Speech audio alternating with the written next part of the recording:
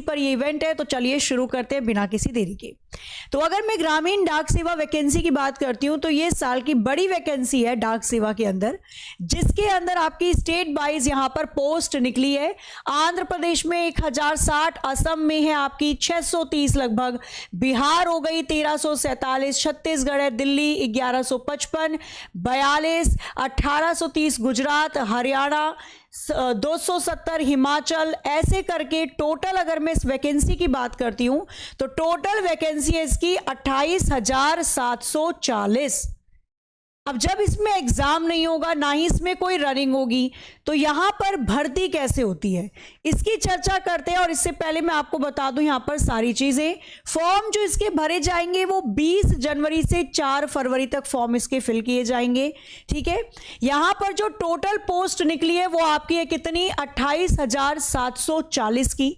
इसमें फीस की अगर मैं बात करती हूँ फॉर्म को भरने की, तो अगर आप जनरल, ओबीसी या ईडब्ल्यूएस कैटेगरी के हैं तो 100 रुपए आपकी फीस लगती है, और अगर आप एससी, एसटी या पीएच कैटेगरी से तो कोई आपकी फीस नहीं है।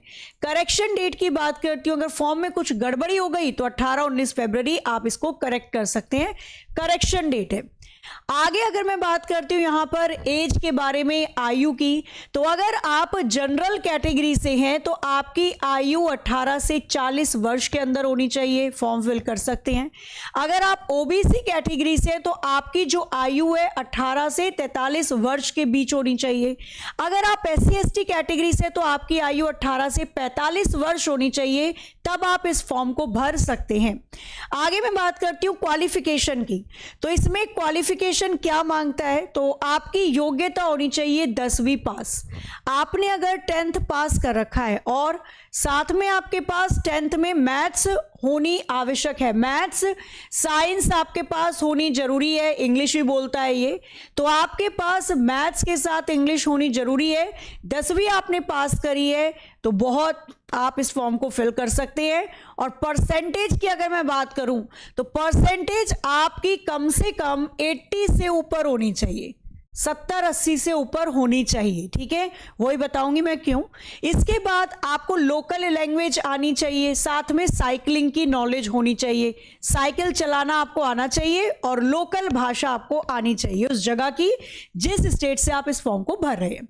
इसके बाद अगर मैं पोस्ट की बात करती हूं तो ब्रांच मैनेजर हो गया आपका, असिस्टेंट आपका जो पोस्ट ब्रांच मैनेजर हो जाता है, ठीक है, डाक सेवा के अंदर, डाक सेवक हो गया। तो ये 3 पोस्ट आपकी यहां पर निकाली गई है इस डाक सेवक भर्ती के अंदर, जो 28,000 भर्ती आपकी निकली है। अगर मैं काम की बात करती हूं तो बीपीएम के अंदर काम होता है ऑनलाइन लेन देन देखना, ठीक है, कितने पोस्ट गए, कितने आए, उसका सब बही खाता रखना, डाक उत्पाद सेवा का वितरण करना और रिकॉर्ड रखना, ये तीनों काम होता है आपका बीपीएम के अंदर। अगर मैं एबीपीएम की बात करती हूं तो स्टेशनरी की बिक्री का देख रेख रखता है और सरकारी सेवाओं का प्रचार करता है घर घर जाकर। ठीक है, तो इसका काम है घर घर जाकर जैसे आपको बताना कि भाई डाक सेवा के अंदर ये चीजें आई हैं तो आप इसमें इन्वेस्ट कर सकते हैं अपने पैसों को, अपने बच्चों के लिए योजना चला सकते हो, बहुत सारी चीजें। इसके बाद अगर मैं बात करती हूं डाक सेवक के काम की, तो डाक सेवक का काम होता है स्टैंप की बिक्री को देखना, डाक डिलीवरी को देखना और रेलवे मेल सर्विस को देखना ऑफिस से। ठीक है, तो ऑफिस से बैठ के आपको रेलवे मेल सर्विस को देखना होता है, ये काम डाक सेवक का होता है। अब मैं अगर सैलरी की यानी वेतन की बात करूं तो बीपीएम के पोस्ट में जो सैलरी है वो 12,000 से लेकर 29,380 तक रहती है। एबीपीएम की सैलरी 10,000 से 24,470 तक रहती है और डाक सेवा की 10,000 से 2,470 तक सैलरी रहती है यहाँ पे। तो ये तो थी डिटेल इस भर्ती के बारे में। अब आती है कि मेरिट कैसे लगेगी। ठीक है, जैसे मैं आपको बोल रही हूं कि भर्ती क्या है, इसकी भर्ती है भाई सीधे भर्ती होगी, ना तो इसमें कोई एग्जाम देना है आपको, ना ही इसके अंदर कोई रनिंग है यानी कोई दौड़ भी नहीं है, फिजिकल नहीं है, और ना ही इसमें कोई इंटरव्यू होगा। तो फिर किस तरीके से ये सीधी भर्ती होती है, आपकी मेरिट पर आधारित होती है। अब मेरिट पर आधारित किस प्रकार से होगी, भाई जिसके सबसे ज्यादा नंबर आए हैं उसको ही यहां पर लिया जाता है। अब सपोज करो यहां पर मैं आपको एक एग्जांपल दे देती हूं, 3 जगह से 3 बच्चों ने फॉर्म को भरा, ठीक है। यहां पर फॉर्म भरने वाले बच्चों की प्रतिशत बता देती हूं, 10वीं में एक के 55% आए थे, एक के 63 आए थे और एक के 76 आए थे। सेकंड जगह से, सेकंड स्टेट से, राज्य से जिसने भरा उसमें एक के 93% आई थी, एक के आए थे 90 और एक के आए थे 70। जिसने तीसरी जगह से भरा उसमें जो बच्चों ने फॉर्म भरे उनकी प्रतिशत की मैं बात करूं तो एक के 83% आए, एक के 85 और एक के आए 70 या 75 मान लीजिए। अब होगा क्या, जिसके सबसे ज्यादा नंबर होंगे 10वीं में उसी को यहां पर लिया जाता है। तो यहां पर सबसे ज्यादा मिले 76 वाले के तो इसकी ज्वाइनिंग हो जाएगी, इनकी नहीं होगी। सेकंड में सबसे ज्यादा 93 इसकी ज्वाइनिंग हो जाएगी, इसकी नहीं होगी। भले ये 90 लाया है लेकिन उससे ऊपर भी है, उसकी ज्वाइनिंग हो जाएगी, ठीक है। पोस्ट में अगर उन्हें 1000 बच्चे मिल गए ऐसे जिनके 93% से ऊपर है तो वो उसकी ज्वाइनिंग करेंगे ना, मेरिट के आधार पे, यही होती है सीधी भर्ती। यहां पर जिसके सबसे ज्यादा नंबर है 85, इसकी हो जाएगी, इन दोनों की नहीं होगी। तो यहां पर देखो 76 वाले की भी हो रही थी ज्वाइनिंग, लेकिन यहां पे 90 वाले की भी नहीं हो रही है। तो ये है मेरिट के बेस पे आप जहां से फॉर्म फिल करते हैं वहां से कितने बच्चों ने फॉर्म को भरा और किनके कितने नंबर आए। इसलिए मैं आपको बार बार बोल रही हूं कि अगर आपकी प्रतिशत, भाई अगर आपकी परसेंट 50 थी, 10वीं में 50% है तो फॉर्म मत भरना, ठीक है। चाहो तो भर भी सकते हो, चेक कर लो भाई लग, कोई दिक्कत वाली बात नहीं है। बट मेजरली जो चांसेस यहां पर होते हैं, क्योंकि अभी आप किसी भी बच्चे का रिपोर्ट कार्ड उठाकर देख लो, मोस्टली आपको 80-90% से ऊपर मिलती है, नहीं बहुतों की तो 100% बनी हुई है ना। सीजीपीए आपने देखी होगी, 100% बनाकर बैठे हैं। तो कुल मिलाकर जो चांसेस थोड़े ज्यादा होते हैं वो 70-80-90% वालों के चांसेस थोड़े ज्यादा हो जाते हैं। सीधी भर्ती में फायदा उन्हीं को होता है जिनके नंबर 10वीं में बहुत अच्छे आए थे, ठीक है। तो ये थी आपकी डाक सेवा विभाग की भर्ती के बारे में, मैंने सारी चीजें आपको बता दी। आयु के बारे में, फॉर्म कब भरे जाएंगे, कितनी पोस्ट होती है, काम क्या होता है। तो ये तो है सीधी भर्ती। अब ये क्या करें भाई, ये भी तो पढ़े थे 10वीं में, भले ही थोड़ा कम, पर अब तो इनके दिमाग खुला और इनको लगा कि भैया पढ़ना तो जरूरी है। वहां पर भले ही परसेंटेज नहीं बनी पर एग्जाम तो ये भी देना चाहते हैं। तो ये तो सीधी भर्ती है, इसमें तो आपका कोई एग्जाम नहीं होगा।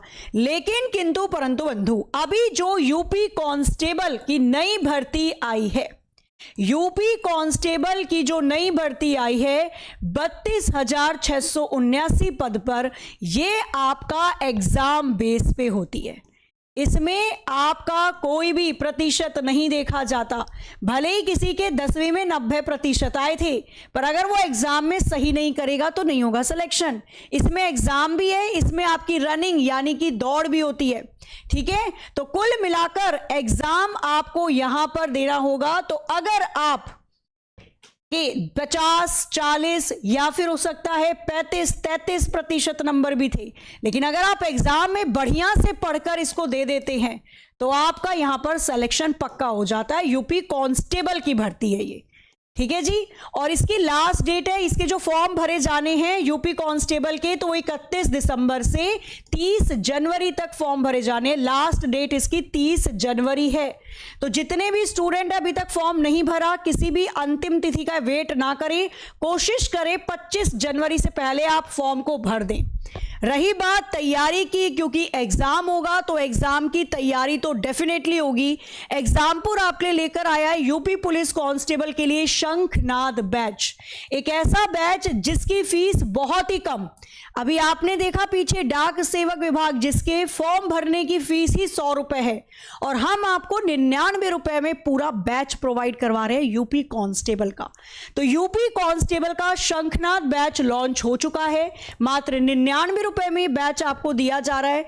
यूपी कांस्टेबल में पूछे जाते हैं आपके 4 सब्जेक्ट, जिसमें रीजनिंग के क्वेश्चन आते हैं, मैथ्स गणित आती है 10वीं के स्तर की, जिसमें सामान्य ज्ञान आता है, जनरल नॉलेज, और सामान्य हिंदी आती है। इन चारों सब्जेक्ट से आपके क्वेश्चन पूछे जाते हैं यूपी कांस्टेबल के अंदर, ठीक है। इस बार तो नेगेटिव मार्किंग भी हटा दी है और क्या चाहिए, आयु भी 3-3 साल अतिरिक्त बढ़ा दी है।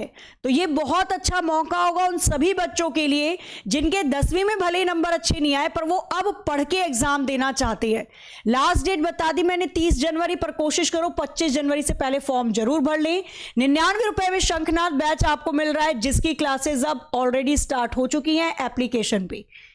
इसके अंदर आपको मिल रही है डेली 6 से 7 घंटे की लाइव क्लास में जो टीचर पढ़ा रहे हैं उसकी पीडीएफ आपको दे रहे हैं, साथ में प्रैक्टिस के क्वेश्चन उसी टॉपिक से रिलेटेड विद सॉल्यूशन, ताकि आप देख सको आपने आज जो पढ़ा उसमें से कितना आपको समझ में आया।